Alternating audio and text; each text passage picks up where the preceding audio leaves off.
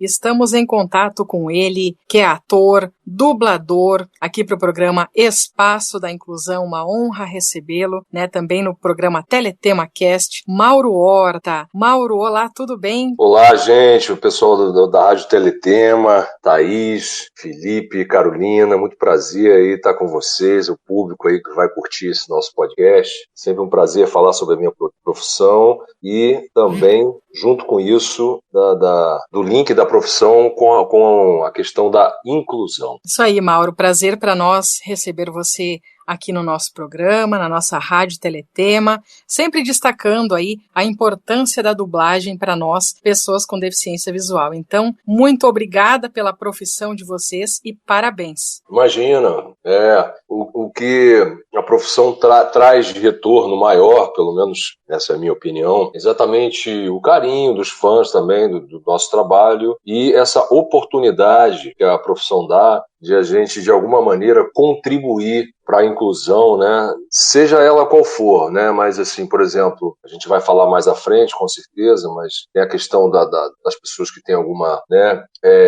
deficiência visual, né? Tem as questões das pessoas que têm, por exemplo, uma outro tipo de deficiência, o autismo, por exemplo, que é o caso do meu filho mais novo. Tem as pessoas que já me falaram também que tem déficit de atenção, que também a dublagem auxilia muito, não só de auxiliar, como levar informação, cultura, mas, sobretudo, entretenimento, né? Porque a dublagem, o foco da dublagem é o entretenimento. E o entretenimento, obviamente, também, que é cultura, né? Com certeza. Ô Mauro, como tudo começou na sua vida, como a arte entrou na sua vida, essa questão de você ser ator, dublador, como tudo isso começou e há quantos anos já você atua? Porque assim, a história começa em Brasília, né? Em meados dos anos 87, 88, por ali quando eu tinha 18 anos, né, 17, 18 anos, eu já tinha coisa de me interessar por arte de uma maneira geral, né? Brasília naquela época era uma cidade muito pacata ainda, era um tédio com um T bem grande para você, como diria o Renato Russo, né, muito bem dito, uma das músicas dele, e era uma cidade assim que nós jovens a gente tinha muita carência de entretenimento, de cultura, de música, quer dizer, mas ao mesmo tempo tinha uma cena teatral em Brasília, e obviamente, né, a gente não pode esquecer nunca a cena musical de Brasília, que sempre foi fortíssima, mas a cena teatral de Brasília também começou a se tornar uma cena forte. A coisa do cinema também, os filmes, a gente assistia muito os filmes iranianos, indianos. Nossa,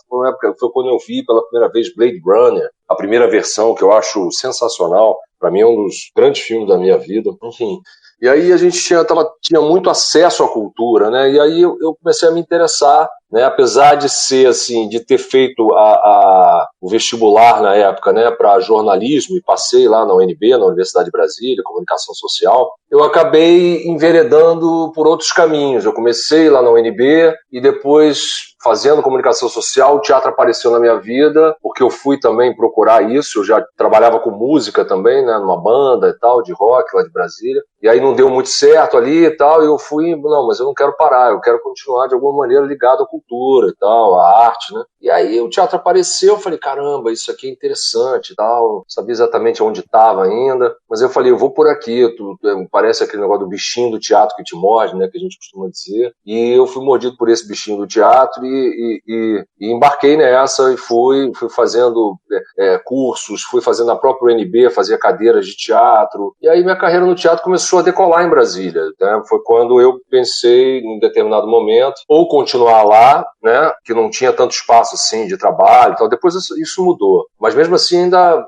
é difícil, né, a vida do ator, né, de uma maneira geral, em qualquer lugar. E aí, em Brasília, eu falei, caramba, eu tenho uma ligação muito forte com o Rio de Janeiro, eu sou de Brasília, mas meus pais são do Rio, meu irmão é do Rio, minha família, metade toda, quase mais da metade é do Rio de Janeiro, a outra metade, vamos lá, Minas Gerais, entendeu? E então, assim, eu falei, vou pro Rio, né? Já tinha uma vontade, tinha uma ligação muito grande com o Rio de Janeiro e resolvi vir pra cá, com a cara e com a coragem. Claro, tive o apoio dos meus pais também no início e tal. Depois eles começaram a cutucar, olha, meu irmão, não dá mais pra ficar ajudando não, tem que vai bancar tuas coisas aí, porque a coisa não é bem assim. Começaram também a tentar forçar um pouquinho o meu retorno para Brasília, porque via que aqui é muito difícil chegar numa cidade nova, né, como São Paulo, enfim, é sempre uma luta muito grande, né, muito árduo, muito.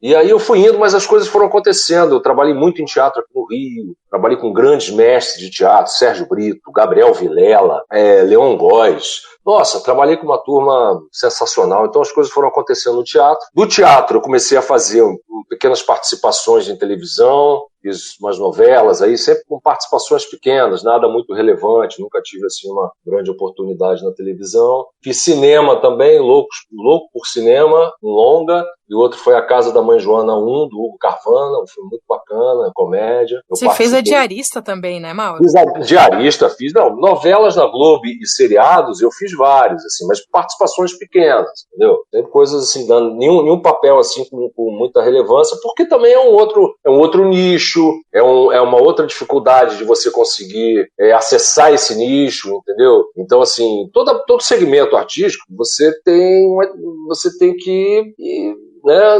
Você tem que conhecer as pessoas e tal, você tem que dar sorte de te chamarem, fazer um teste bacana, né? Na televisão, no cinema, por exemplo, eu tive uma oportunidade até maior, porque eu fui chamado, tive a oportunidade de fazer um teste, né, cara, disputar com outros colegas e conseguir o papel, né? E assim é na televisão, então assim, eu fiz muita coisa na televisão, não só na Globo quanto na Record, né?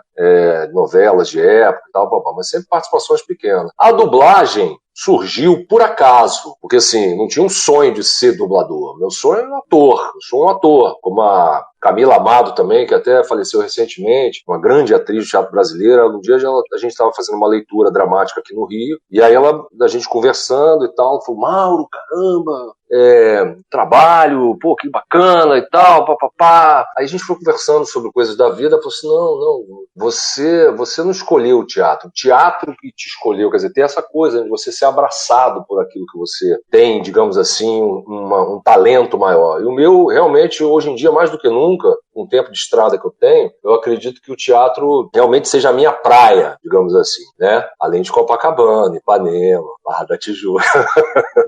Enfim, uma brincadeirinha aqui. Então, assim, além do teatro, surgiu a dublagem. A dublagem surgiu por acaso numa notícia de jornal, uma nota de jornal e tal, que saiu, contratam-se atores que se interessem pelo ramo da dublagem na antiga VTI, né? Versão brasileira VTI Rio. Vocês lembram disso? Né? Com certeza.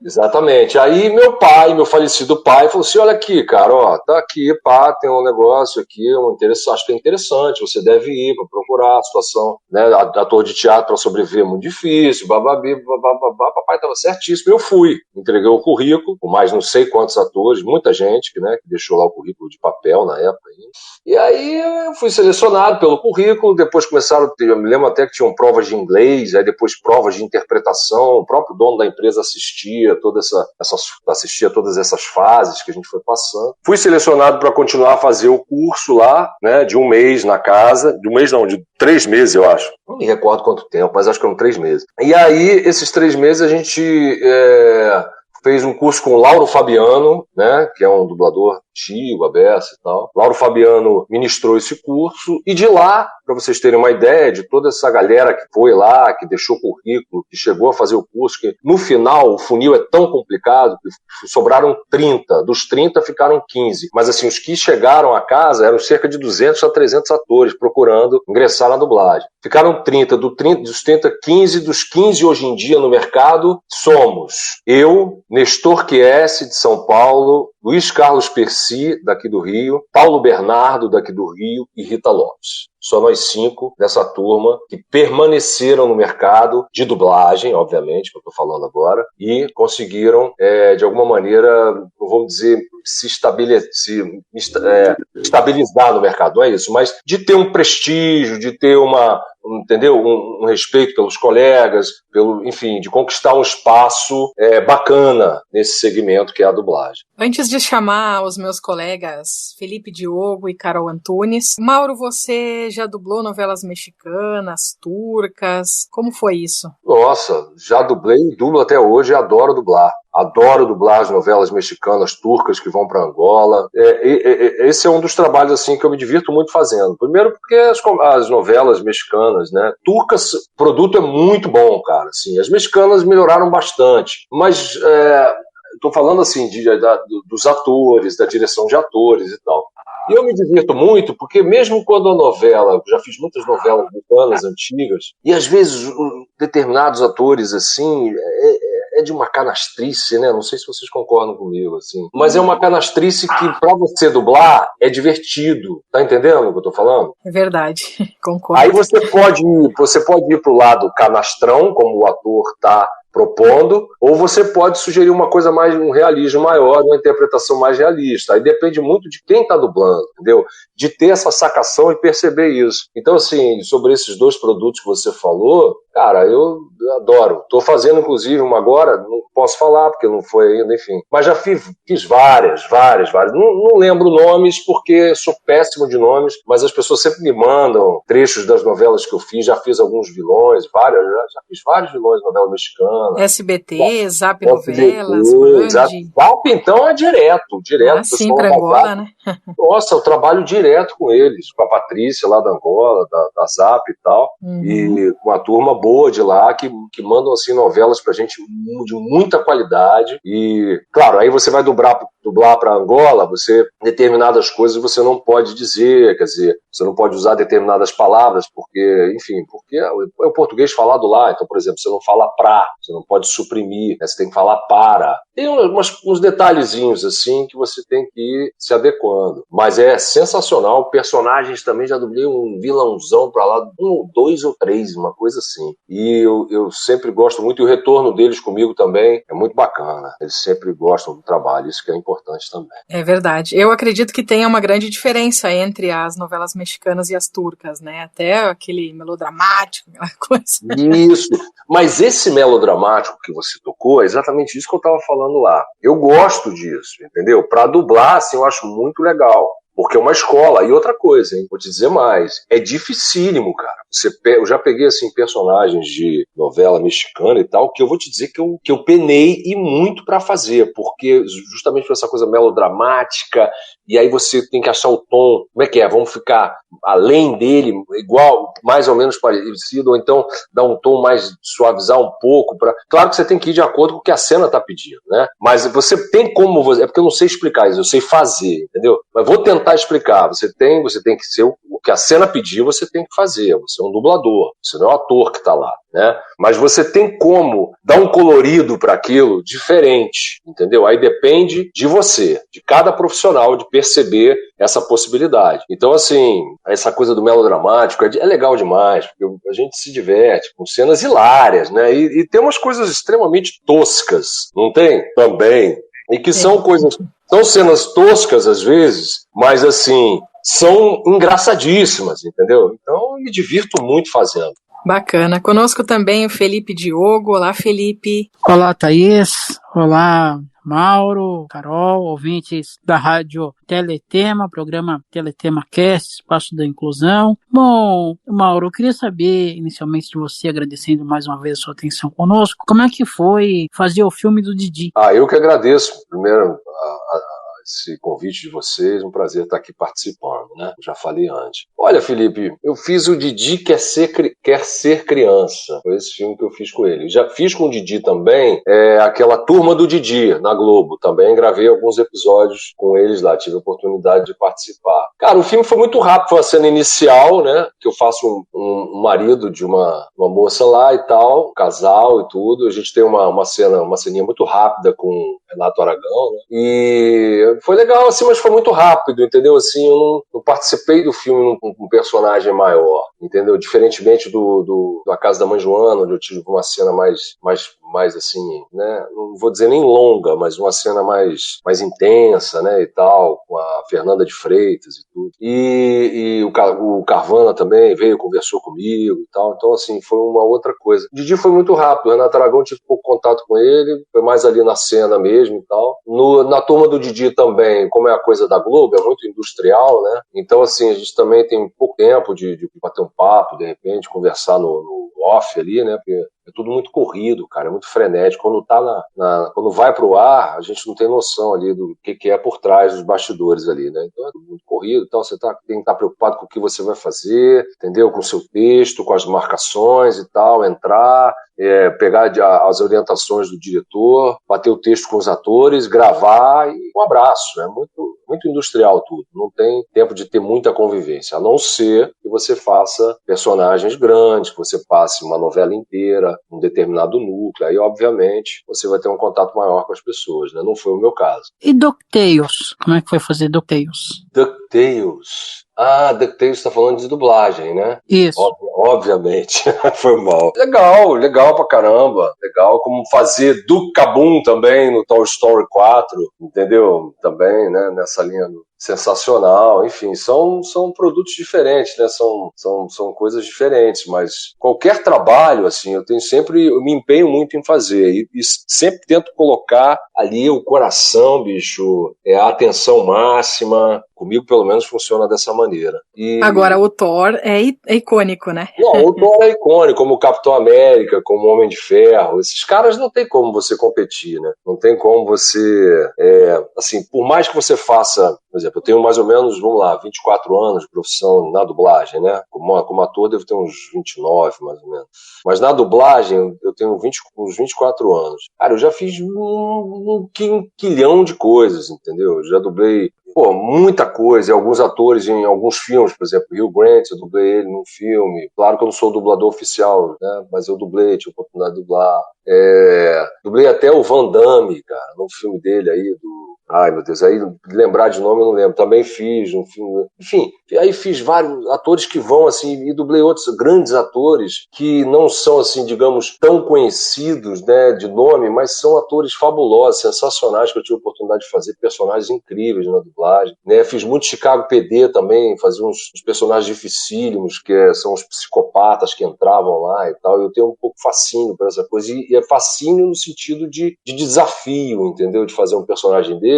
E vou dizer para vocês, é muito difícil fazer determinados personagens, para você passar uma credibilidade mesmo no trabalho e tal. Você não pode ir nunca pelo negócio da voz, porque eu tenho uma voz, olha a minha voz, ela é aveludada. Não há nada disso. Dublagem não tem nada... Quem fala isso está completamente equivocado. A dublagem é você, sobretudo a interpretação. É claro que já ficou até lugar comum dizer isso, porque todos os colegas praticamente acabam falando disso, mas a dublagem é interpretação, velho. Tanto é que você vê umas dublagens e você fala, pelo amor de Deus, cara, tem até uma voz legal, digamos assim, ou não, mas a interpretação é zero. Dublagem, obviamente, vai ficar uma porcaria, entendeu? Então, eu sou um camarada que prezo muito pela interpretação. Então, o Thor, voltando ao que você falou, o Thor é um divisor de águas, né? Mesmo, por exemplo, Marco Ribeiro, vamos lá, que é meu colega, que fez o Máscara, tudo bem, o personagem, vamos lá, tem esse destaque todo. Então, mas o cara faz o Homem de Ferro, ele passou a ser o Homem de Ferro. Tá entendendo o que eu tô falando com vocês? Sim. Não tem jeito, cara. Tanto é que ele tem lá os negócios do Homem de Ferro no estúdio, quando eu vou gravar com ele. O cara, ele parece até às vezes que eu penso que ele é o Robert Downey Jr. da dublagem brasileira. Sabe como é que é o negócio? É por aí. Incorporou mesmo, literalmente. Uhum. E o pessoal pede pra você fazer na rua, quando te reconhece, assim, fazer a voz, alguma coisa? Ah, não, isso é muito difícil, né? Porque a dublagem, na verdade, é a arte do anonimato, né? A dublagem, ela tem, vamos lá, agora a gente tem mais uma visibilidade, né? A cara do ator de dublagem, porque as redes sociais promoveram isso, tá? Mas a dublagem é a arte do anonimato. Cara, já aconteceu comigo assim, comprando um celular, o cara gostava de dublagem, aí o Felipe Maia tinha ido lá, entendeu? Que dublou Lanterna Verde. Aí o cara gostava de dublagem, aí o cara me perguntou, trabalha com... O cara gosta, ele tem a coisa do ouvido, né? Ele fica atento. Aí ele, caramba, Thor, Pô, cara, pô, grava um áudio, pô, irmão, peraí, como é que é? Não, tá entendendo? Aí o cara reconhece, por exemplo. Tem um caso curioso aqui, que é aqui perto de casa, o mercado tem aqui, que a galera me descobriu no Instagram e tal, e aí o nego brinca comigo lá, o pessoal do mercado, os trabalhadores, a rapaziada, fala assim, ó, agora não adianta mais disfarçar não, a gente já sabe sua identidade secreta, você é o Thor. É tudo na brincadeira, né, assim, né, mas aí os caras já me pediram, assim, eu comprando queijo uma vez ali, uns frios e tal, pô, aí eu mandei uma frase do filme e tal, né, aí caramba, mas mandei logo aquela pesada, né, o Traga Mil Thanos, né, que tem que dar um grito, né, eu acho que eu assustei metade do mercado lá, que eu mandei ver mesmo, deu tudo olhando, porque esse maluco aí que tá gritando isso.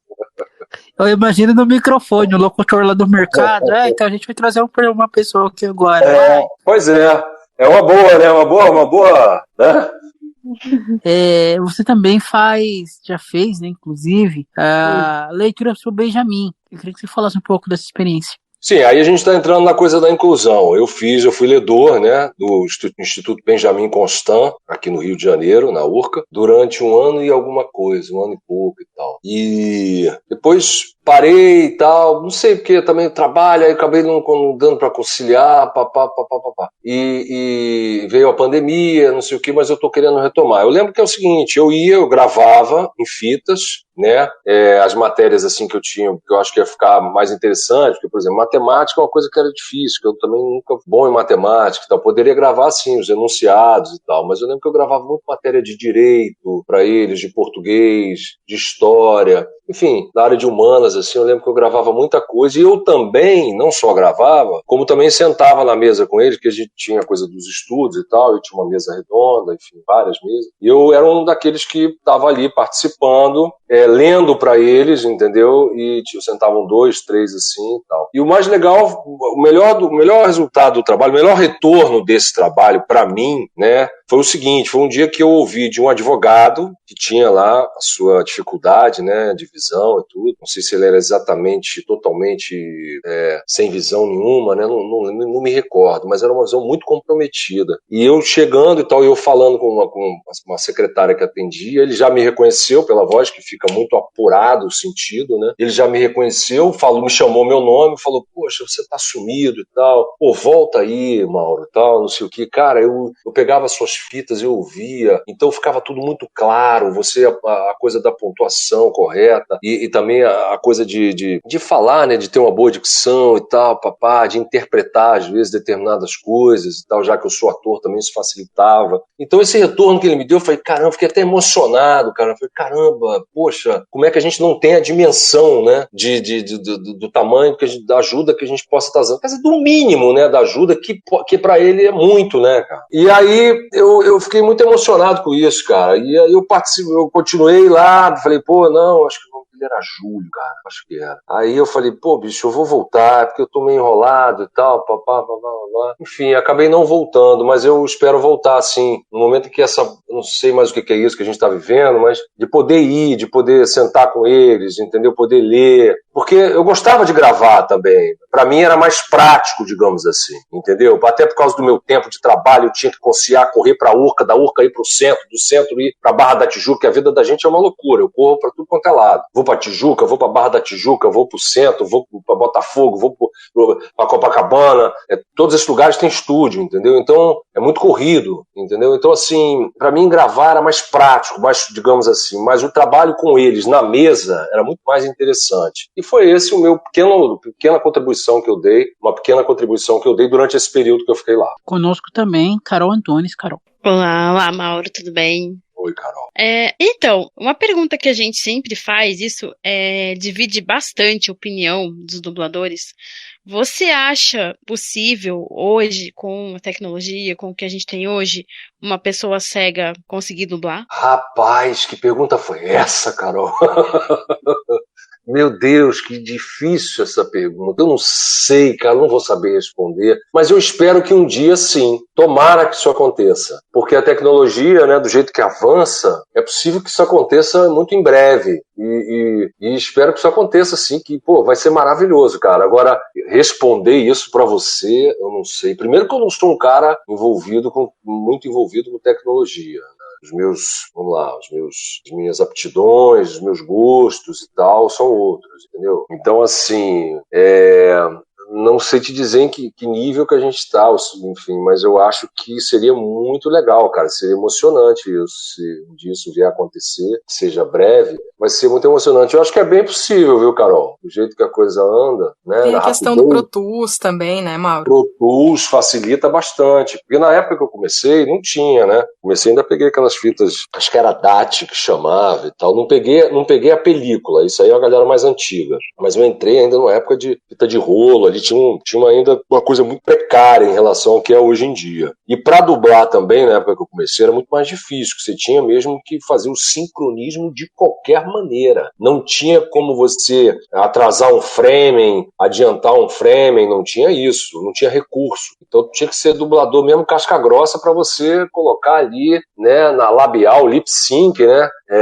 da maneira mais apropriada, porque não tinha para onde correr. E depois o surgimento do Pro Tools, né, facilitou muito isso também, assim, porque de alguma maneira facilitou, de outra maneira, de uma outra maneira também. Eu acho que essa coisa da tecnologia, ela tornou ainda a dublagem um processo muito mais industrial, porque a dublagem também é muito industrial e muito solitária, entendeu? Então tem isso, a tecnologia ela traz uma coisa que pode auxiliar, mas ela também, ao mesmo tempo, ela pode também... O que é solitário? Hoje em dia a gente não dubla mais junto, é muito raro acontecer de você dublar junto com um colega, fazer a mesma cena com ele, por exemplo. Eu e Paulo Flores, o falecido Paulo Flores, eu e Orlando Drummond, como já dublamos juntos, eu e, enfim, Júlio Chaves, entendeu? E, enfim, Mônica Rossi, toda essa galera aí que vocês citaram e tal. Antigamente a gente dublava ali, um ao lado do outro, tal, contracenava, isso ajudava muito. A dublagem se tornou muito solitária em função da tecnologia. Por outro lado, ela auxilia nessa coisa do lip sync e tal. E isso pode vir a ser mais uma ferramenta para trazer essa tua questão aí que você falou, que é uma questão difícil de responder, mas é muito interessante. Todo mundo fala que antes era a escola, né? Porque você dublava com os mestres do lado ali, que era a verdadeira escola, né? De dublagem, quando dublava todo mundo junto. Sim, exatamente.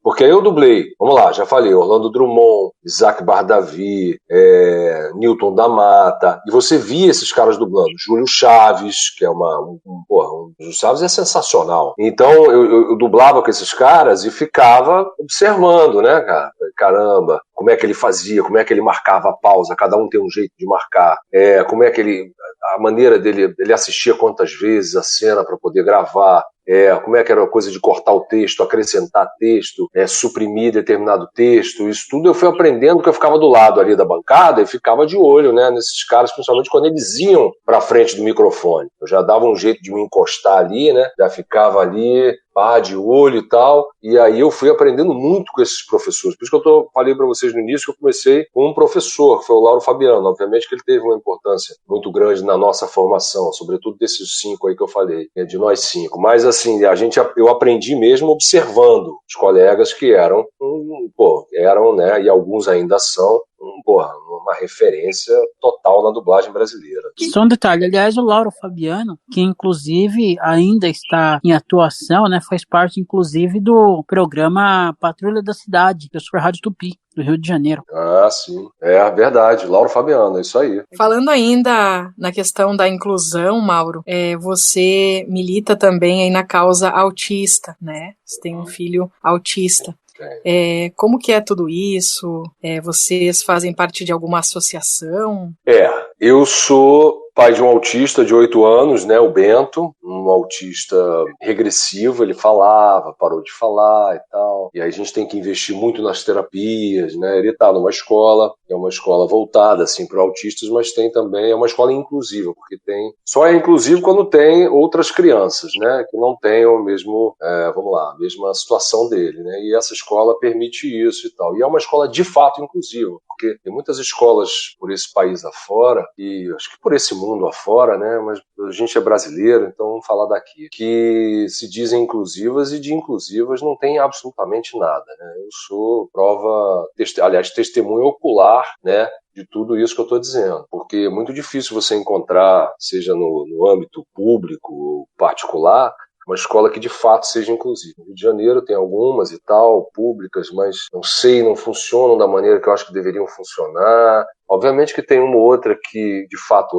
mas a grande maioria não entendeu? E particular então nem se fala. Tem umas aí escolas caríssimas e tal que se dizem inclusivas e não são. Então Bento, eu passei, a gente descobriu o autismo dele, quer dizer, começou a aflorar o autismo mais ou menos aos 2 anos e 10 meses, quando ele foi perdendo a fala, ele falava frases, ele falava, por exemplo, vou dar um exemplo para vocês muito, muito real, assim, muito do que eu sempre me lembro. Eu no balançando com ele, ele fala assim: papai, empurra forte. Aí acho que o tempo foi passando, foram aparecendo estereotipias e tal, levava ele no parquinho, aí ele já falava: papai, papai empurra forte. Aí depois era empurra forte. Ele já não falava mais o papai empurra forte. E depois ele falou forte. Ele já não falava mais nem empurra forte. Depois ele não falou mais. Vocês terem uma ideia da complexidade dessa coisa do autismo, né? Porque o autismo como diz, né, é um transtorno do espectro autista, um espectro, né, muito vasto, né, de pessoas e autistas completamente diferentes, em níveis completamente diferentes. O Bento a categoria dele seria, vamos rotular, né? Tem essa coisa de rotular. Mas vamos lá, seria um autista severo. Você tem que investir muito mas nada impede dele sair do severo para um autista leve, porque há casos assim. Depende muito como é que vai ser conduzida a história dele. E eu acabei entrando nessa por ser pai, por descobrir o autismo, que eu também não descobria, quer dizer, também não conhecia, né? E no começo a gente sofre um baque muito grande por ignorância. O sofrimento é maior do que deveria ser, eu acho. Depois, quando você conhece e tal, porque não é sofrimento, é uma palavra difícil, não é isso. Mas é assim, a dificuldade de você saber lidar com isso, porque você desconhece tudo, aí você cai na mão de profissionais. Vamos lá, vou usar um termo aqui um pouco pesado, mas é uma verdade. Pelo menos comigo aconteceu isso. Eu caí na mão de pessoas que cobravam um valor absurdo, entendeu? E não ofereciam nada em troca. Quando ofereciam uma suposta cura para o autismo, isso é um absurdo. São verdadeiros charlatões aí, são verdadeiros picaretas, entendeu? Que se aproveitam da situação dos pais e tudo, da situação que já é muito difícil e tal, para se locupletarem aí de grandes quantias e se tornarem até pessoas ricas em função da situação difícil que as famílias passam. Então, assim, o autismo precisa de muita transformação, assim, nesse país, entendeu? Do ponto de vista de terapia, de ser acessível. Tem terapia no SUS, Mauro. Tem, mas não é a terapia que o Bento, por exemplo, precisa. Terapia de meia hora não vai resolver nada.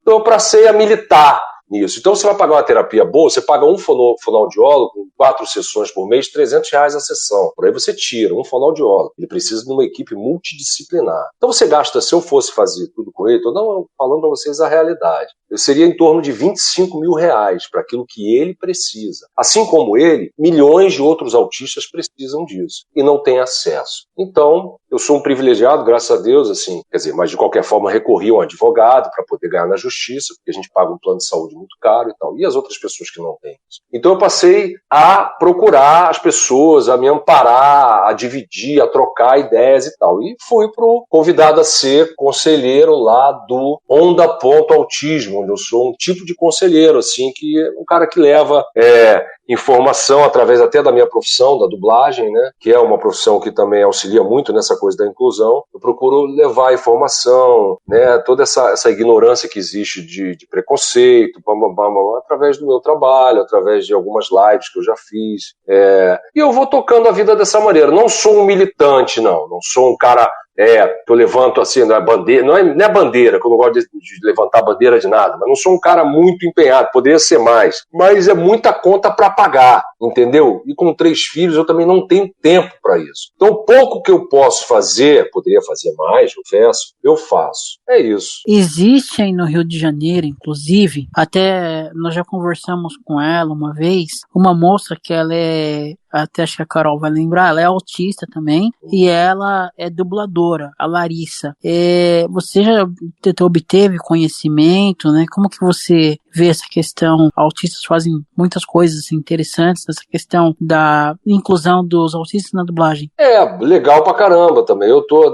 Quer dizer, não posso adiantar isso, mas eu tenho um projeto aí com uma casa de dublagem de viabilizar isso, mas eu não posso só entrar em detalhes ainda, entendeu? Mas assim, eu tenho um projeto de viabilizar, porque, por exemplo, eu dei uma aula em Brasília, um masterclass lá que eu fiz em Brasília, de dublagem, tem uns 5 anos isso, mais ou menos, acho que há 4 ou 5 anos. Eu fiz esse masterclass lá e olha que coisa interessante, como é que é a vida, né? Apareceram 2 autistas na minha turma. Então o que eu posso explicar para você é o seguinte, Felipe, os autistas, como eu falei antes, é o transtorno do espectro autista, né? Então há vários níveis de autistas. Tem uns que são extremamente inteligentes, falam, que se desenvolvem de uma maneira que também tem as suas dificuldades, assim, tem os seus dilemas, as suas solidões que o autista tem, tá? Todos nós temos solidão, mas estou falando assim, coisas do autismo mesmo, eles também têm a sua dificuldade de comunicação, mesmo sendo pessoas assim muito inteligentes. Tem outros que já têm ali uma dificuldade mais motora, ou sei lá, ou de inibição,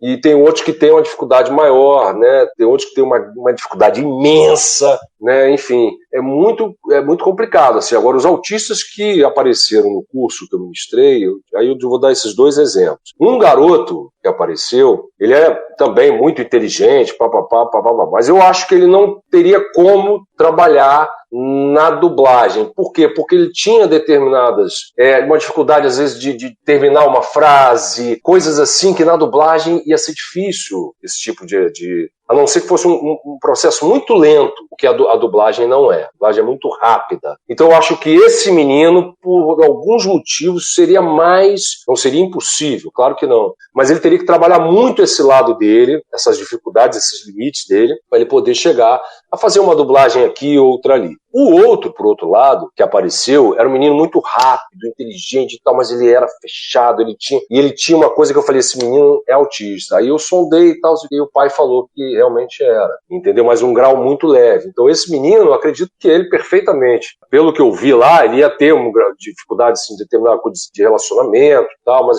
as pessoas entendendo isso, abraçando ele, né? Não no sentido de abraçar, porque muitos autistas não gostam de abraçar, mas no sentido de acolher ele. Se as pessoas acolhem ele na dublagem e tal, e eu acho que ele se desenvolveria muito bem na dublagem. Não sei se viraria assim um dublador de ponta, tal. Isso eu não posso afirmar, né? Não posso afirmar de ninguém, nem dos autistas, nem dos não autistas, nem, enfim, qualquer pessoa que tenha a sua limitação, né? Então, assim, todos nós temos, mas eu não poderia te afirmar se poderia chegar a ser um dublador de ponta, mas talvez sim, talvez não. Agora, aquele menino ali, com mais, sei lá, algum tempo, sabe, um ano trabalhando, ele já poderia ingressar no mercado da dublagem. Não sei dizer o que ele poderia fazer de fato. Até onde ele iria, mas trabalhar com a dublagem eu acho que seria possível. E no caso do Bento, quando ele está com você no estúdio, em algum local que você esteja trabalhando, ele consegue minimamente interagir ou não? O Bento? Isso. Interage? Não, o Bento interage legal, cara. O Bento interage legal. Ele tem a dificuldade dele da fala e tal, mas ele é um menino que interage. Ele tá com fome, ele te puxa, ele pega, entendeu? Leva, vai no banheiro, ele já mais ou menos fica mais ou menos próximo do banheiro e tal. A gente já sabe que ele tá querendo ir ao banheiro. Tal.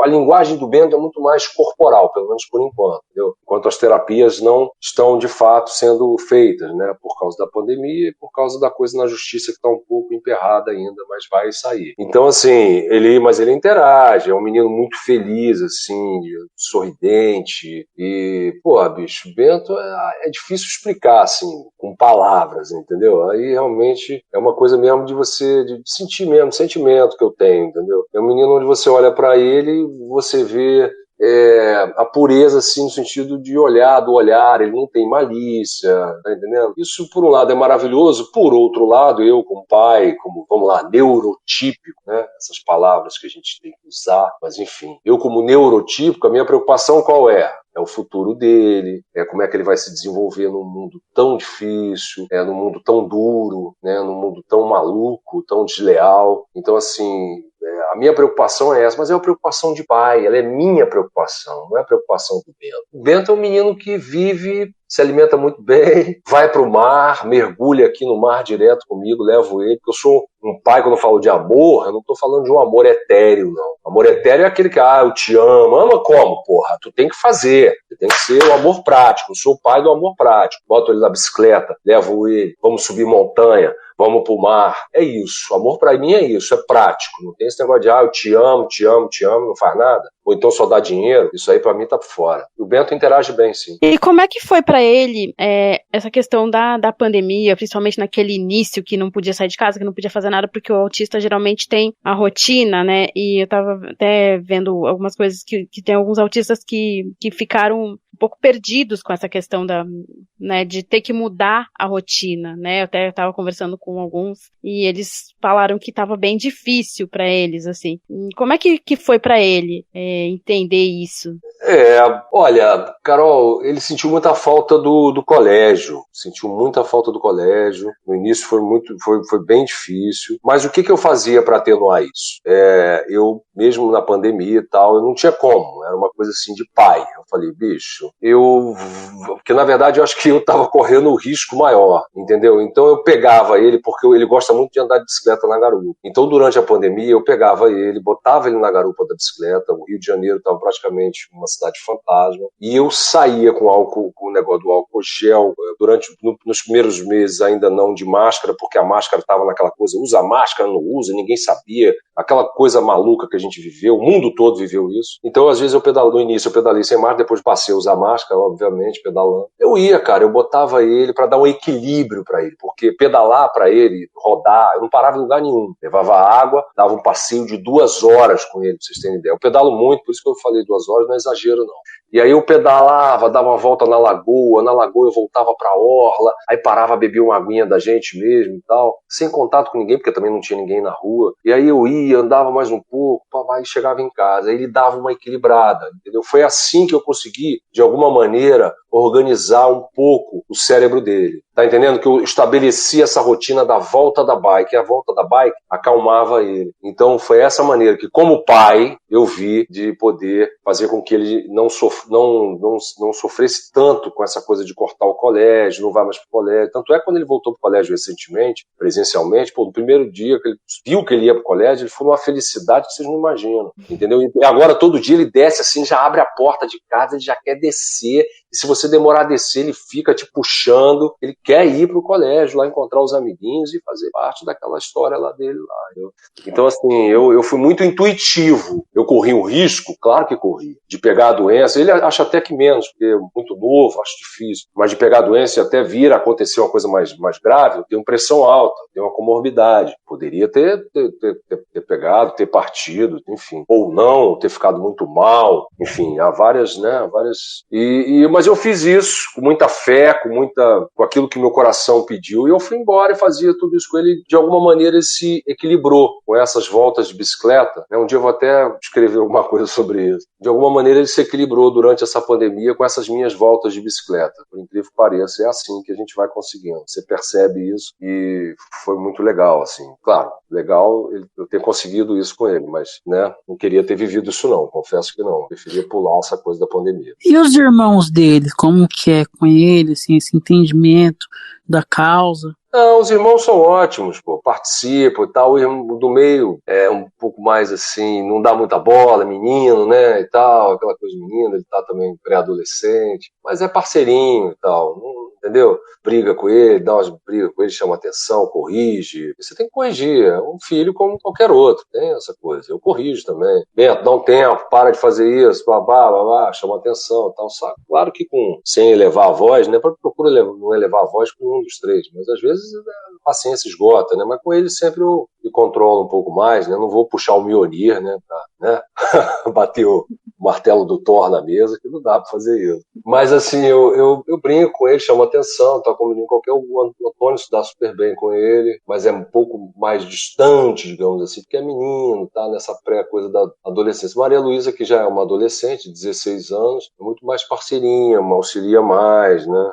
Tem mais os cuidados com ele, enfim, ajuda naquilo que ele precisar, mas a relação é ótima. Quando ele te vê na televisão, ele se manifesta de alguma forma? Cara, já aconteceu dele pular, a manifestação dele assim é de pular. Isso quando ele me viu fazendo alguma coisa como ator mesmo de televisão, né? Mas essa coisa da audição, ouvir a minha voz no filme e tal, papá, eu acho que ele não tem um entendimento não, entendeu? Aí ele não tem esse entendimento ainda. Quer dizer, isso eu acho, porque eu não vejo ele esboçar ainda essa coisa de pular, da alegria e tal, como eu já vi ele vendo assim, me vendo na televisão como ator, entendeu? Ô Mauro, você dirige também dublagem ou você mais atua como dublador? Não, eu sou dirigindo, já ministrei aula, assim, como falei com vocês, cursos e tal, masterclass, assim, em algumas cidades e tal, mas dirigir dublagem ainda não. Já tive até alguns convites e tal, mas por enquanto nunca, não é o caso. Eu gosto muito do ofício do dublador, de correr pra lá, pra cá. Eu falo isso com vocês, que é muita correria, mas eu gosto dessa correria. E tem isso também, assim, eu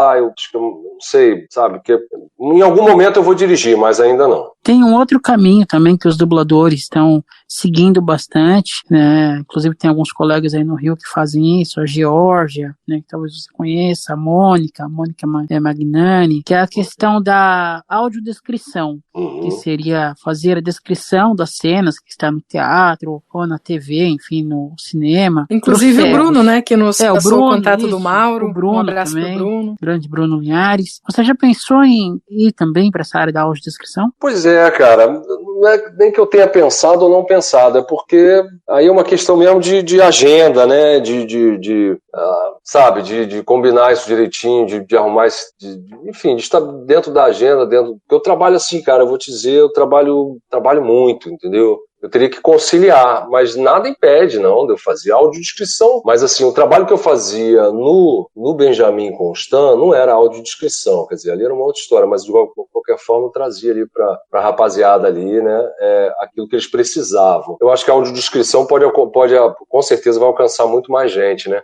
Ainda não aconteceu para mim. Entendeu? Não aconteceu de eu trabalhar com audiodescrição. Vamos ver, quem sabe, aparece aí e a gente faz, né? Do Benjamin é um audiolivro, né? A gente pegava muito audiolivro, a galera Thaís, a Carol vai lembrar, na época da Fundação Dorina, aqui em São Paulo também, né? Na época da escola, tinha muito livro da Fundação Dorina. Perfeito, é isso mesmo, você definiu bem, audiolivro, exatamente, era isso que eu fazia lá. Além das aulas que eu um audiolivro, mas além também de participar com eles, entendeu? Isso é que era o mais legal. Como é que tá sendo dublar agora na pandemia? Você tá gravando só em estúdio, também acabou indo pro home studio, que teve até uma guerrinha, né? O fulano vai pro estúdio, o ciclano não vai, não falo com o fulano porque ele vai gravar em casa e não sei o quê, e a coisa meio que estabilizou, né? Ainda bem. Mas como é que tá isso pra você?